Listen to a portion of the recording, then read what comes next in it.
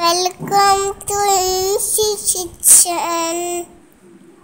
Hi welcome to Incy kitchen. இன்றைக்கி சூப்பரான முட்டைக்குழம்பு எப்படி செய்யலான்னு பார்க்கலாம் வாங்க. அதுக்கு முன்னாடி நம்ம சேனலை சப்ஸ்கிரைப் பண்ணாதவங்க சப்ஸ்கிரைப் பண்ணிக்கோங்க. பக்கத்தில் உள்ள பெல் பட்டனை கிளிக் பண்ணி ஆளுங்கிற சிம்பிளாக கிளிக் பண்ணிக்கோங்க. அப்போ தான் நம்ம போடக்கூடிய வீடியோ உடனே நோட்டிஃபிகேஷனில் உங்களுக்கு வந்து சேரும். இப்போ வீடியோக்குள்ளே போகலாம் வாங்க. பேன் ஹீட் ஆகிடுச்சு, ஆயில் சேர்த்துப்போம். 1/2 டேபிள் ஸ்பூன் கடுகு,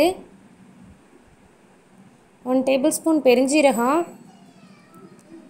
2 கொத்து கருவேப்பிலை சேர்த்துக்கலாம்.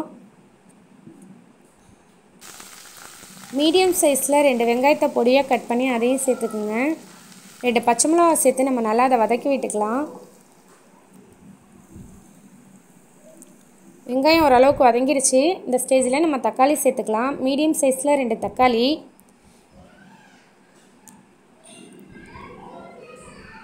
தக்காளி நல்லா வதங்கிடுச்சு பாருங்கள். இப்போ நம்ம மசாலா ஆட் பண்ணிக்கலாம். 1 டேபிள் ஸ்பூன் மிளகாய்த்தூள். உங்களுக்கு காரம் அதிகமாக தேவைப்பட்டுச்சுன்னா 2 டேபிள் ஸ்பூனாக சேர்த்துக்குங்க.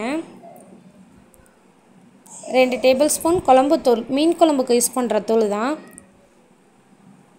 1 டேபிள் ஸ்பூன் இஞ்சி பூண்டு பேஸ்ட்டு சேர்த்து இதை நல்லா மிக்ஸ் பண்ணி விட்டுக்குங்க.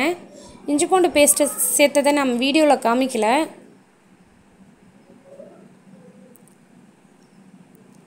ஒரு 1/2 மூடி தேங்காய், 3 முந்திரி, 3 பச்சை மிளகாய் சேர்த்து இதை அரைச்சி பால் பிழிஞ்சு எடுத்து வச்சுக்கோங்க. மசாலா ரெடி ஆகிடுச்சு பாருங்கள். இதில் நம்ம அந்த பாலை சேர்த்துக்கலாம்.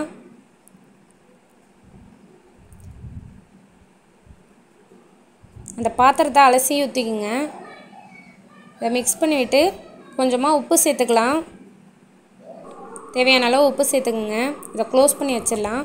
நம்ம முட்டை ரெடி பண்ணிடலாம். மீடியம் சைஸில் 2 வெங்காயத்தை பொடியாக கட் பண்ணி சேர்த்துக்குங்க. கொஞ்சமாக மல்லி இலை, 1/2 டேபிள் ஸ்பூன் மிளகாய்த்தூள், 1/2 டேபிள் ஸ்பூன் இஞ்சி பூண்டு பேஸ்ட்டு, உப்பு, 1/2 டேபிள் ஸ்பூன் கரம் மசாலா,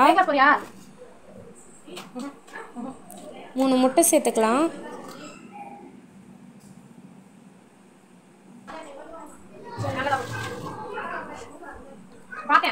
நல்லா மிக்ஸ் பண்ணி விட்டுக்கலாம்.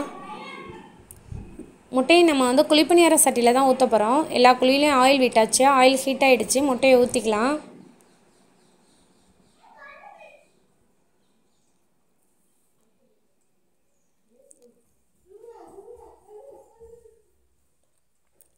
முட்டை ஒன் சைடு வெந்துருச்சு பாருங்கள். நம்ம திருப்பி விட்டுக்கலாம்.